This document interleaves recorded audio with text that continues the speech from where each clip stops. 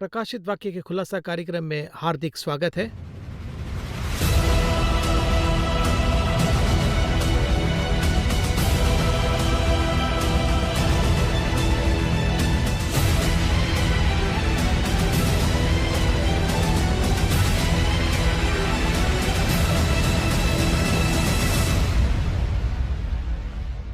इस कार्यक्रम में brother MD Jagan from Heavenly Ladder Ministry से आए हैं। Let's welcome him and straight away ask him a few questions. Brother Jagan, welcome to the programme. धन्यवाद। आमतौर पर हमारे इस कार्यक्रम को सीरियस ऑडियंस देखते हैं और उसके अलावा ये जो सेकेंड सीजन है ये और भी डीप है। एक सीजन खत्म होने के बाद हम अगले सीजन में जा रहे हैं। मैं ये समझता हूँ कि रेवलेशन में जिन लोगों का इंटरेस्ट है सिर्फ वही नहीं, प्रभु के आगमन में जिनका इंटरेस्ट है वही इसे पढ़ेंगे, ये मेरा मानना है। मेरी ये जो राय है, क्या ये सही है? चाहे परमेश्वर का वचन हो या फिर परमेश्वर की योजना हो, ये सब फैलते हैं, ये अगले स्तर पर जाते हैं। वचन को ही देख लीजिए। परमेश्वर क्या चाहते हैं कि हम शुद्ध हो जाएं, हम शुद्ध बने। जो न्याय करता है वो और भी न्याय करे, महिमावान की महिमा और भी बढ़ती जाए और इस तरह से वो अगले स्तर पर जाती रहे। यही तो परमेश्वर की इच्छा है। और सभी लोगों को शुद्धता के जिस स्तर पर यीशु है वहाँ तक हमें बढ़ते जाना है।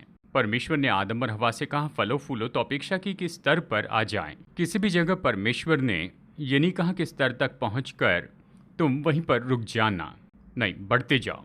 जैसे हम पहले सीजन से अभी दूसरे सीजन में आए हैं, हम उस स्तर में आए हैं। तो स्पिरिचुअल विकास भी, आत्मिक उन्नति भी। देखिए हम कैसे इस शिक्षा पर ध्यान देते हैं। पहले स्तर पर जिन्होंने देखा वो अगले स्तर पर कैसे आए। फर्स्ट ईयर से सेकंड ईयर में भाग दौड़ करके पढ़ते हैं। इसी तरह से प्रकाशित वाक्य पहले स्तर से दूसरे स्तर में पढ़ना पसंद करते हैं। जैसे आप कहते हैं इसे देखने के पहले उसे भी देख ले। इस तरह से वो एक आधार के जैसे है। जब ऐसा होता है तो प्रकाशित वाक्य को अगले स्तर पर समझना आसान हो जाता है। रेवलेशन चैप्टर 7 को हम देख रहे हैं और उसके अलावा चैप्टर 7 में हमने पिछले एपिसोड में ट्राइब्स के बारे में देखा और आज हम रेवलेशन चैप्टर 7 वर्सेस 9 को आज हम देखेंगे। 7 मतलब एक होलसम नंबर।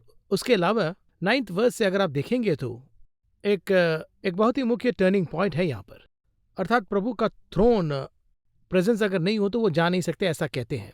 लेकिन अगर आप देखेंगे तो यह वचन बहुत ही क्लियर है। अब इस वचन को मैं इंग्लिश में पढ़ रहा हूँ।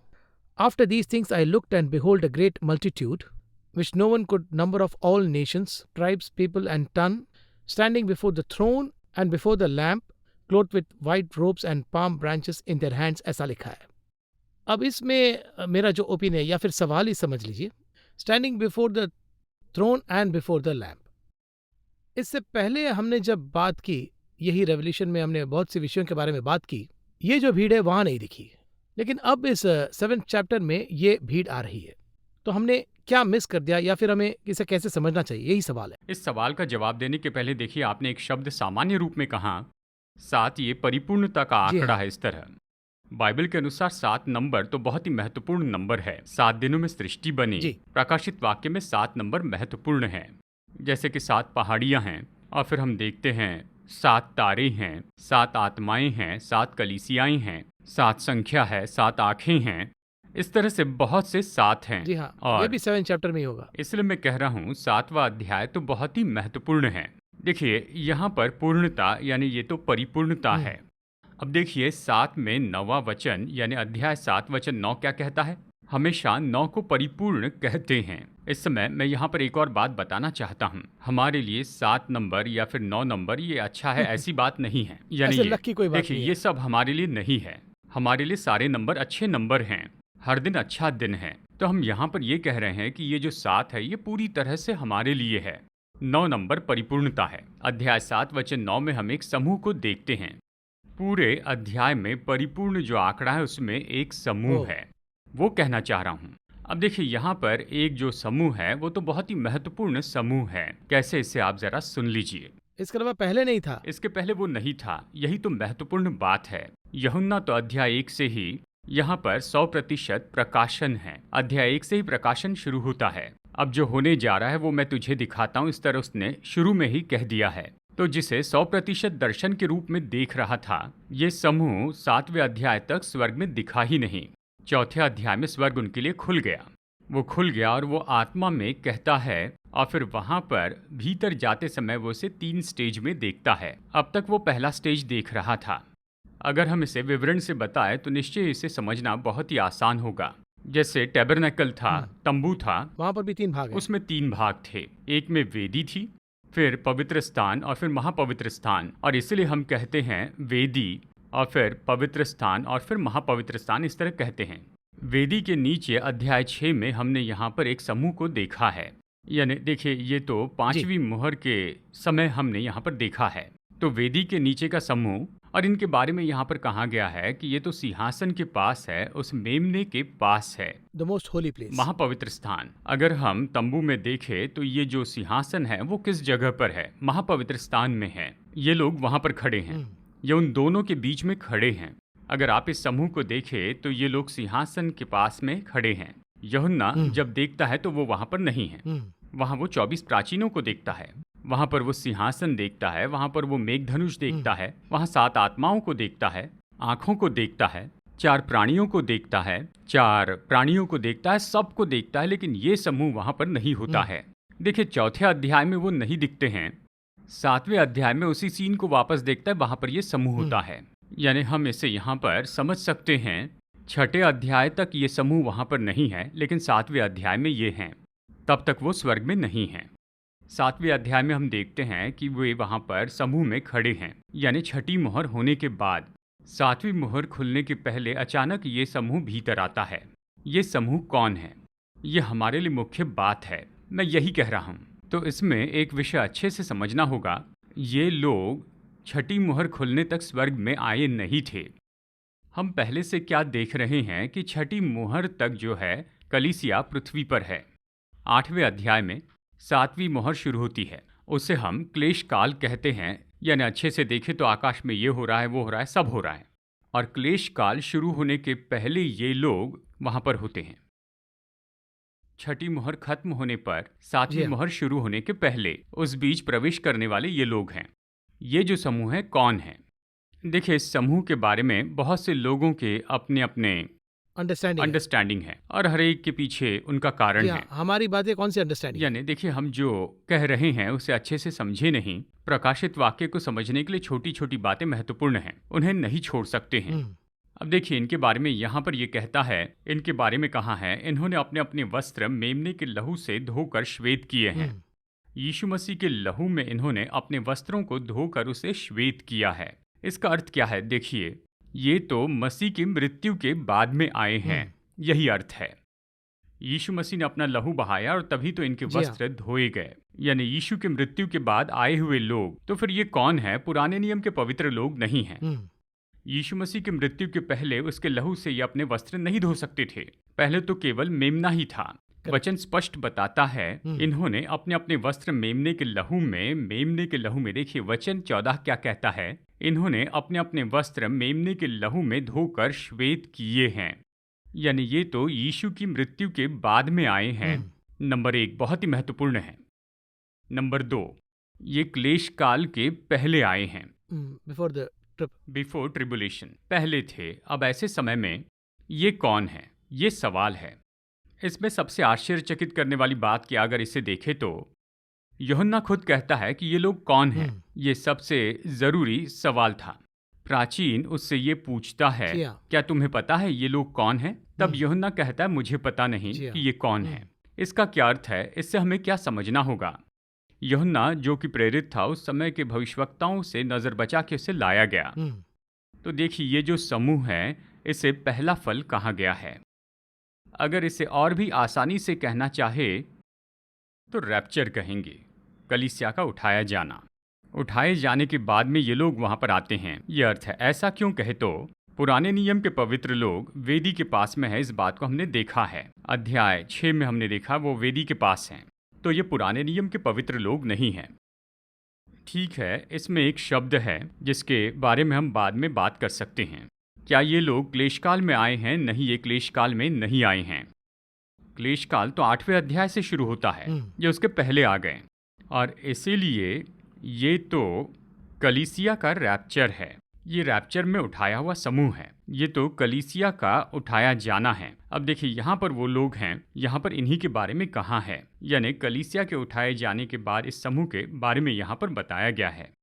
अभी आपने मेरे पहला प्रश्न का जो उत्तर दिया उसे एक्सप्लेन भी किया आपने, बट इसके आगे अगर आप देखेंगे तो देखिए, इसके आगे 14 और 15 वचन को अगर आप देखेंगे तो देखिए यहाँ लिखा है, and I said to him sir you know, and he said to me these are the ones who came out of the great tribulation and washed their robes and made them white in the blood of the land. ऐसा लिखा है, great ट्रिपलेशन ऐसा लिखा है, मतलब महान उपद्रव। हाँ, तो वो जो भाग है उसे कैसे हमें समझना है, और ट्रिपलेशन और ग्रेट ट्रिपलेशन का फर्क हमें कैसे समझना है? देखिए जैसे मैंने कहा है कि जो क्लेश काल है 8वें अध्याय से शुरू हम्म। होगा, लेकिन यहाँ पर क्या दिया गया है कि ये बड़े क्लेश से आए थे, इस जी। तरह कहाँ है। बहुत से लोग सवाल पूछते हैं, तो यहाँ पर ये क्लेश क्या है, इस तरह पूछते हैं।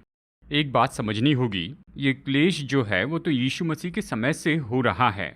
यीशु को क्लेश झेलना पड़ा, उसके बाद हर एक चेले को क्लेश में से होकर जाना पड़ा, उसके बाद सभी प्रेरित लहू के गवाह बनकर शहीद हुए हैं, और फिर उसके बाद में अगली पीढ़ी के लोग यानी जो आत्मिक लोग थे वो मारे गए, यानी क्लेश चर्च पर हमेशा रहा है। हर समय कलीसिया क्लेश में से होकर गई है। तो इन पर जो क्लेश हुआ ये क्या है पूछे तो प्रकाशित वाक्य अध्याय 2 में स्मरणा की कलीसिया को प्रभु यहाँ पर कुछ कहते हैं, वचन 10 में 2:10 में, यानी 2:10 में, जो दुख तुझको झेलने होंगे उनसे मत डर, क्योंकि देखो शैतान तुम में से कुछ को जेल खाने में डालने पर है ताकि तुम परखे जाओ।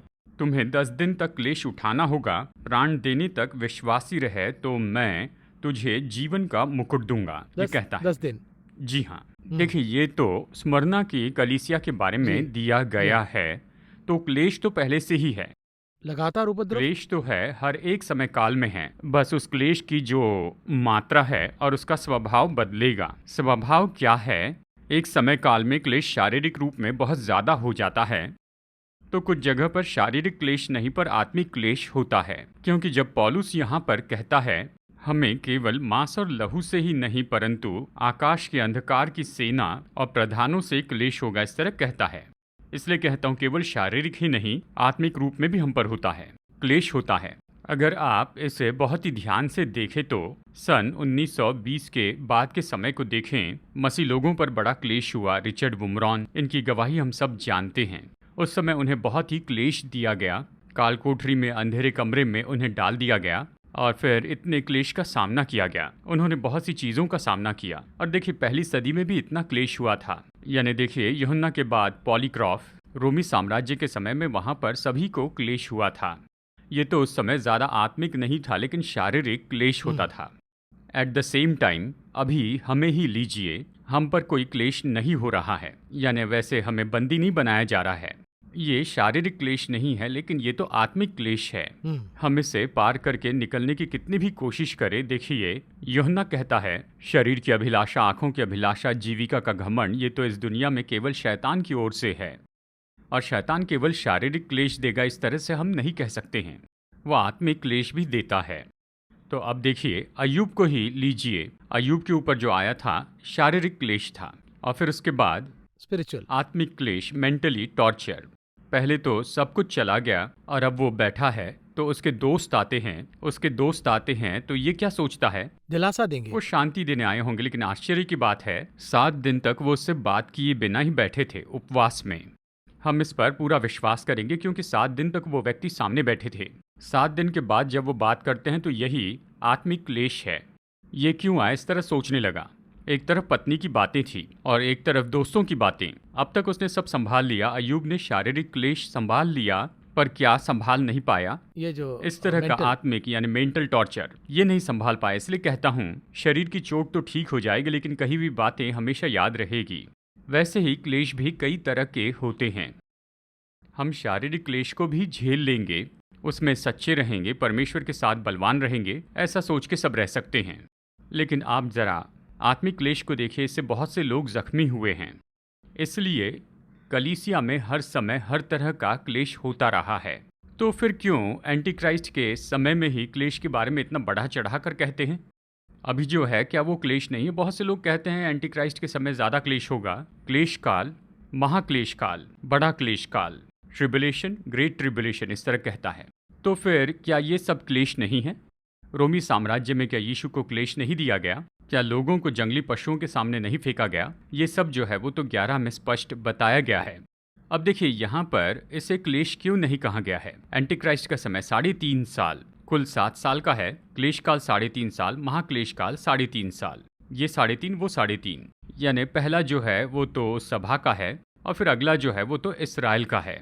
तो ये 7 साल का क्लेश काल है। इस क्लेश काल को इतना बड़ा बनाकर बताते हैं, इसके पीछे कारण क्या है? और कुछ नहीं, पर यह क्लेश का अंत है। उसके बाद क्लेश नहीं होगा। उस समय तक क्लेश तो निरंतर होगा, इसमें आगे बढ़ते जा रहा है, इसके बाद क्लेश नहीं होगा, इस तरह हम नहीं कह सकते। इफिसुस की कलीसिया के समय भी क्लेश था, उन पर जो क्लेश था वो अलग था। स्मरना की कलीसिया का क्लेश अलग था। उसके बाद पेरगमुन और थुआतीरा का क्लेश देखे तो ये तो सिद्धांतों का क्लेश था, वो उससे पार करके आए, यानी सबको क्लेश झेलना है, इसीलिए उससे लड़ना है, कहते हैं जीतना है। और ये कहता है जो जय पाए उसके लिए। लेकिन क्यों एंटी क्राइस्ट के समय में क्लेश बहुत ज्यादा होगा? ये कहते हैं उसमें क्लेश खत्म हो जाएगा, उसके बाद क्लेश नहीं होगा, 1000 साल का राज्य आएगा, हर्मगेदोन युद्ध और उसके बाद 1000 साल का राज्य। तो उसके अंत की वजह से अब देखिए एक और बात हमें समझनी है, इसे अच्छे से समझनी है। जब क्लेश खत्म होने वाला होगा तब वो बहुत ज़्यादा होता है। देखिए जब अंत आता है, कोई भी गेम देखिए, जब तक वो खेलते रहते हैं तो चिंता नहीं रहती। चलिए मैं वचन में से आपको बताता हूँ। जो शैतान है वो अच्छे से जानता है कि उसका समय तो बहुत ही थोड़ा रह गया है और फिर उसका अंत होगा, वचन कहता है। देखिए जब अंत करीब आता है तो क्या होता है? फेरोशियस होता है, बहुत ही क्रोध में आकर काम करता है।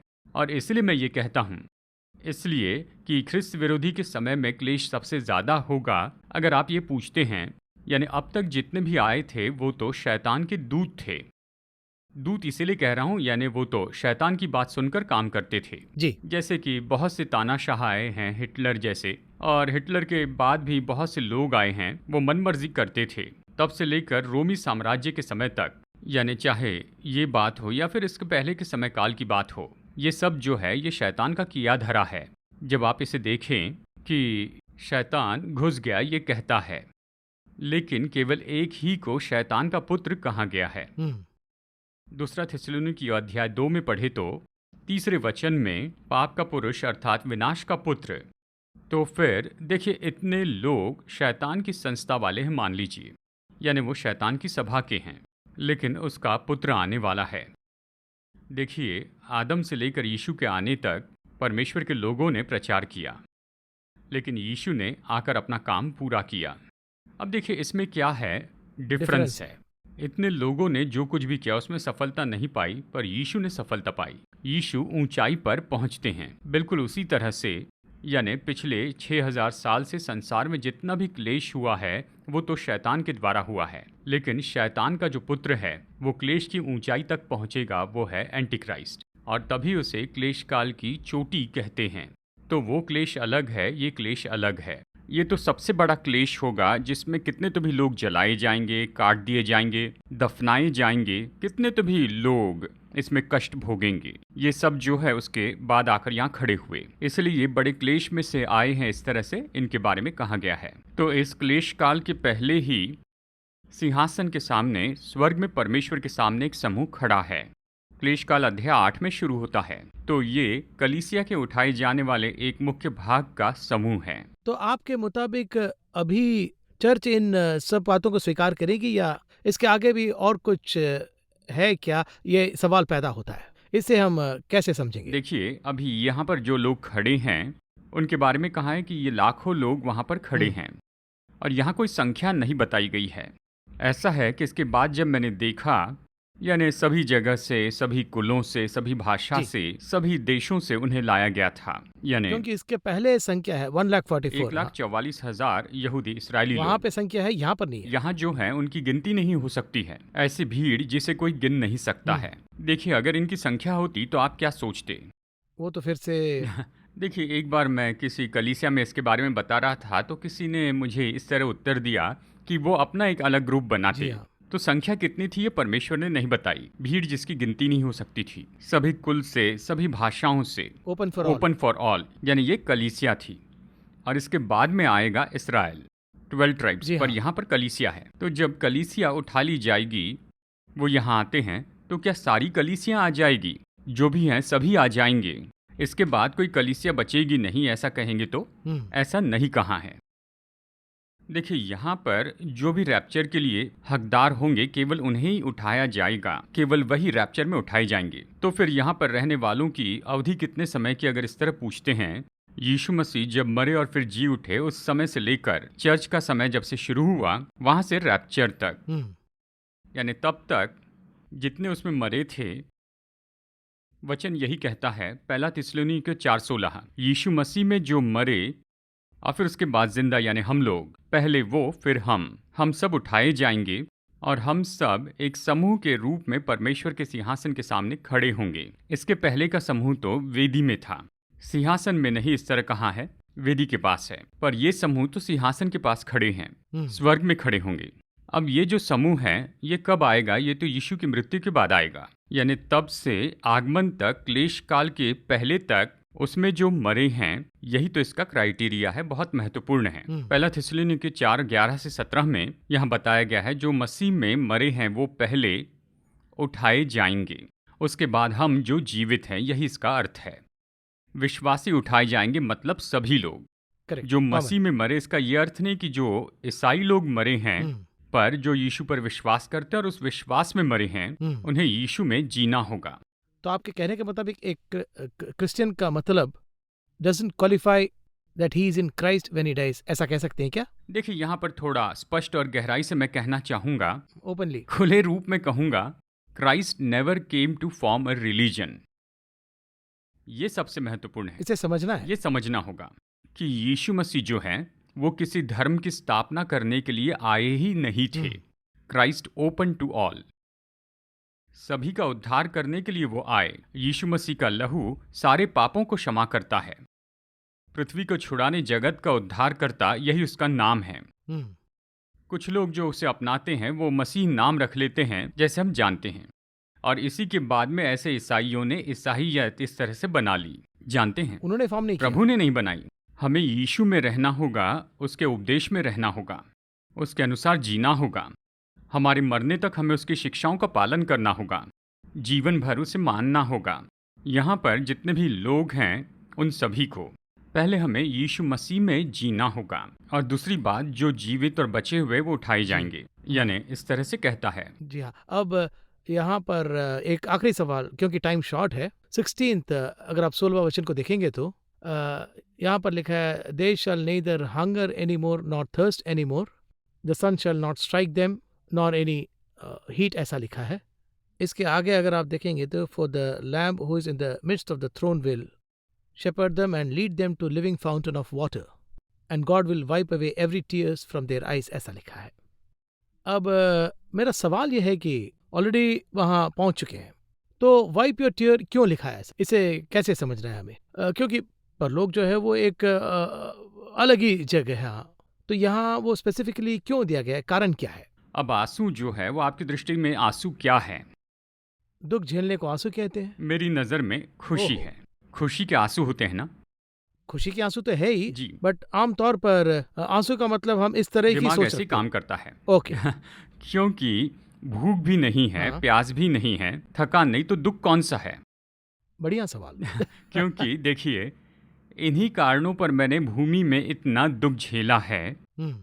ये क्लेश से आए थे ना, क्यों इतना क्लेश झेला, क्यों इतने कष्ट झेले, ये पता नहीं। यीशु के लिए हाँ ये जानते हैं, लेकिन उसका फल जाने बिना ही विश्वासी बनकर हम जीते हैं।